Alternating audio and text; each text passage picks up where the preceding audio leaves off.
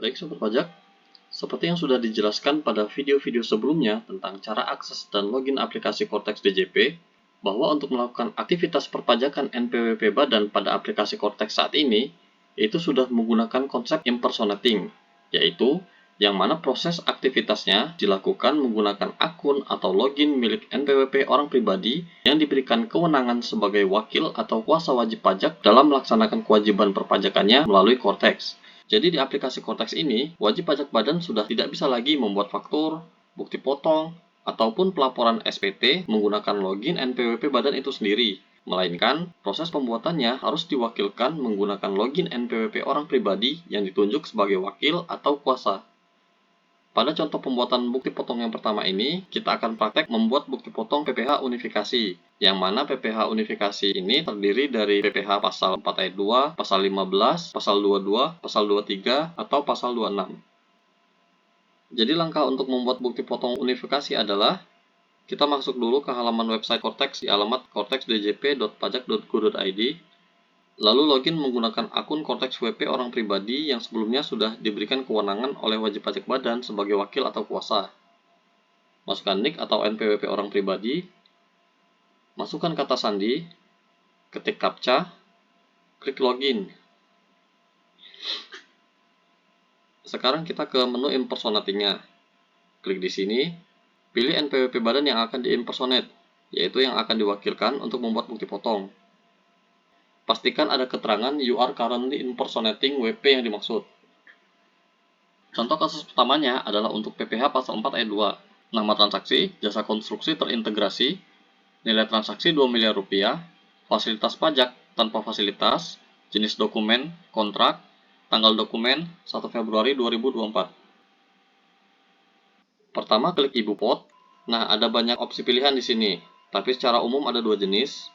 4 yang paling atas adalah bukti potong PPh unifikasi, sedangkan sisanya yang di bawah adalah bukti potong PPh pasal 21. Untuk praktek kali ini kita pakai yang BPPU atau bukti potong PPh unifikasi. Klik BPPU, create Ibu Pot BPU, pilih masa pajak, contohnya April 2024, masukkan NPWP penjual yang jumlahnya 16 digit. Pilih NITku. Kebetulan di sini cuma ada satu pilihan, jadi pilih aja yang ada. Nanti kalau ada beberapa pilihan, pilih yang sesuai. NPWP siapa yang saat ini sedang membuat bukti potong. Kita lanjutkan. Fasilitas pajak, kita pilih yang tanpa fasilitas saja. Nama objek pajak, pekerjaan konstruksi terintegrasi yang dilakukan oleh penyedia jasa yang memiliki sertifikat badan usaha. Nah, sistem Cortex langsung mengidentifikasikannya sebagai objek PPh pasal 4 ayat 2. Masukkan nilai transaksi jasa konstruksi, contohnya senilai 2 miliar. Rate atau tarifnya sudah otomatis muncul senilai 2,65%, jadi tidak perlu mencari-cari lagi.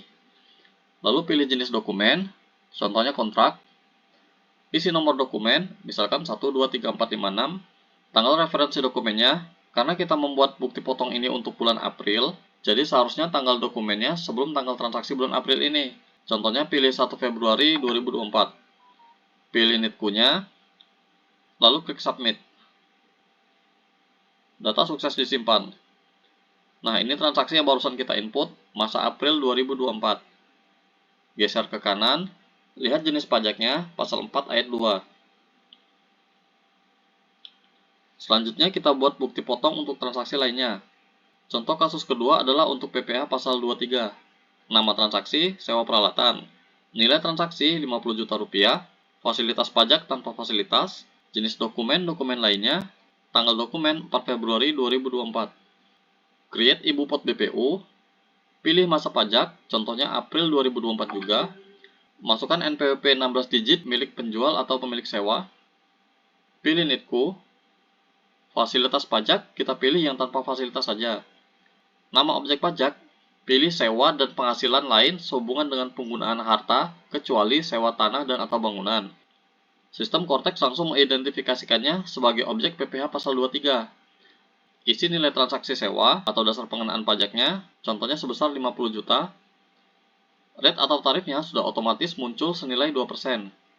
Lalu pilih jenis dokumen, misalkan dokumen lainnya. Isi nomor dokumen, misalkan 123456.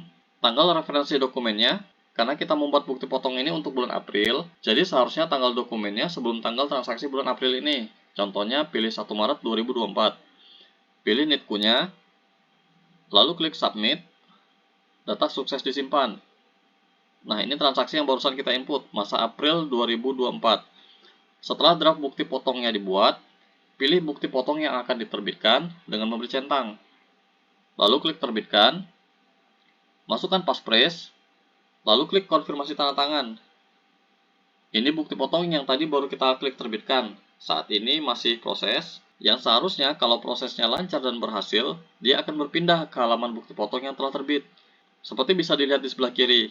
Ini kan masih di halaman bukti potong yang belum terbit. Nah, kalau sudah berhasil proses diterbitkan tadi, seharusnya dia sudah pindah ke halaman telah terbit ini. Kebetulan sekarang sudah terbit. Selanjutnya, jika bukti potong telah terbit, bisa dikonfirmasi di SPT-nya. Dengan klik menu surat pemberitahuan di sini, klik buat konsep SPT, lalu pilih withholding tax. Atau kalau dalam format bahasa Indonesia, mungkin berjudul pemotongan atau pemungutan PPh unifikasi. Lalu klik lanjut, pilih masa SPT sesuai bukti potong yang tadi kita buat.